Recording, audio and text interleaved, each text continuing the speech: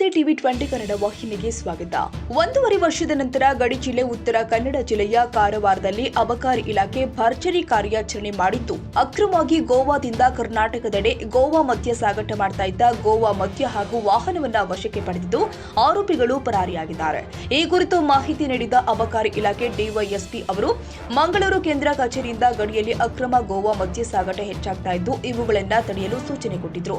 ಈ ಹಿನ್ನೆಲೆ ಕಾರವಾರ ತಾಲೂಕಿನ ಮಾಜಾಳಿ ಗಡಿ ಬಳಿಯ ಮಂಕಿನಿ ಮುಡುಗೇರಿ ಸಿಮೆಂಟ್ ಫ್ಯಾಕ್ಟರಿ ಸೈಲ್ ಕಾಲೇಜು ಭಾಗದಲ್ಲಿ ತಂಡ ಕಟ್ಟಿಕೊಂಡು ತಪಾಸಣೆ ಮಾಡಿದ್ದು 4 ಪ್ರಕರಣವನ್ನು ದಾಖಲಿಸಿದ್ದೇವೆ. 7 ಲಕ್ಷಕ್ಕೂ ಹೆಚ್ಚು ಮೌಲ್ಯದ ಗೋವಾ ಮದ್ಯ ಹಾಗೂ 4 ಬೈಕ್ಗಳನ್ನು ವಶಕ್ಕೆ ಪಡೆಯಲಾಗಿದೆ. 640 ಲೀಟರ್ ಗೋವಾ ಮದ್ಯ, 72 ಬಿಯರ್ ಕ್ಯಾನ್ಗಳು ವಶಕ್ಕೆ ಪಡೆಯಲಾಗಿದೆ.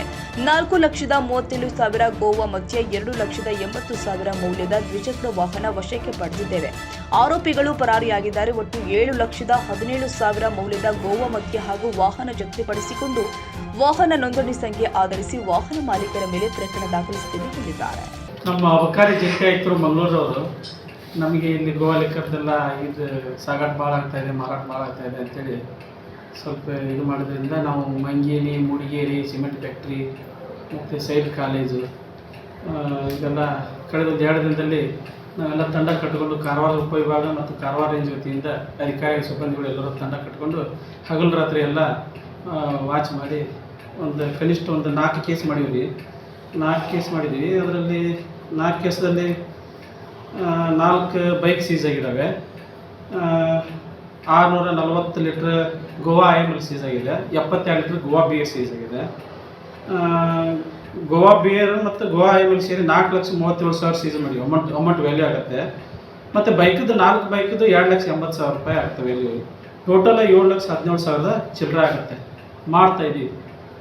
ಸ್ವಲ್ಪ ನಮಗೆ ಗೋವಾದವ್ರ ಕಡೆಯಿಂದ ಸ್ವಲ್ಪ ಅಲ್ಲಿಯೂ ಎಲ್ಲ ಅಧಿಕಾರಿಗಳೆಲ್ಲ ಸಂಪರ್ಕ ತೊಗೊಂಡು ಇದಕ್ಕೆಲ್ಲ ಅವರು ಮೂಲತಃ ಕಡಿವಾಣ ಹಾಕಬೇಕಂತೇಳಿ ಅವ್ರ ಜೊತೆ ಎಲ್ಲ ಮೀಟಿಂಗ್ ಮಾಡ್ತಾಯಿದ್ದೀವಿ. ಜಂಗಲದಲ್ಲಿ ಸ್ವಲ್ಪ ಹೋಗೋ ಸಮಸ್ಯೆ ಆಗ್ತಾಯಿದೆ ಮಳೆಗಾಲ ಇರೋದ್ರಿಂದ. ಮುಂದಿನ ದಿನಗಳನ್ನೆಲ್ಲ ಇದು ಸೈಲ್ ಕಾಲೇಜ್ ಹತ್ರ ಸಿಕ್ಕಿತ್ತಾ ಸರ್? ಸೈಲ್ ಕಾಲೇಜ್ ಹತ್ರ ಸಿಕ್ಕಿದೆ. 54 ಲೀಟರ್ ಸಿಕ್ಕಿದೆ. ಶೈಲ್ ಕಾಲೇಜ್ ಹತ್ರ ಸಿಗಲಿಲ್ಲ ನಮಗೆ. ನಮಗೆ ಮೂಡಿಗೆರೆ ಸಿಕ್ತು ಮತ್ತು ಮಂಗೇರಿ ಸಿಕ್ಕಿದೆ. ಹಾಂ ಸರ್. ಹೌದು. ಸೈಲ್ ಕಾಲೇಜು ಮತ್ತು ಸಿಮೆಂಟ್ ಫ್ಯಾಕ್ಟ್ರಿ ಎಲ್ಲ ಕ್ಲೋಸ್ ಆಗಿದೆ ಇವಾಗ. ಅಂದ್ರೆ ಯಾವುದು ಪಾತ್ವೆ ಬರಕ್ಕೆ ಸಾಧ್ಯ ಇಲ್ಲ ಇವಾಗ. ಕಾರು ಬರಂಗಿಲ್ಲ ಅಂದ್ರೆ ಎಲ್ಲ ಗೇಟ್ ಹಾಕಿದ್ದಾರೆ ಅವರೆಲ್ಲ. ಗೇಟ್ ಹಾಕಿ ಕ್ಲೋಸ್ ಮಾಡಿದ್ದಾರೆ. ಎಲ್ಲ ಕ್ಲೋಸ್ ಮಾಡಿದ್ದಾರೆ.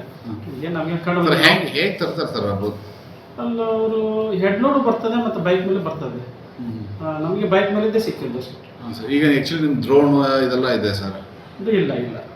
ಡ್ರೋನ್ ಕ್ಯಾಮ್ರಾಗಳು ಇದ್ವು ಸರ್ ನಿಮಗೆ? ಇಲ್ಲ, ನಮಗೆ ಸಿಬ್ಬಂದಿ ಕೊರತೆ ಭಾಳ ಅದ ರೀ. ಅದು ನಮಗೇನು ಕೊಟ್ಟಿಲ್ಲ. ನಮಗೆ ಮೇಲೆ ನಾವು ಏನು ಕೊಟ್ಟಿಲ್ಲ ಡ್ರೋನ್ ಕ್ಯಾಮ್ರಾಗಳು.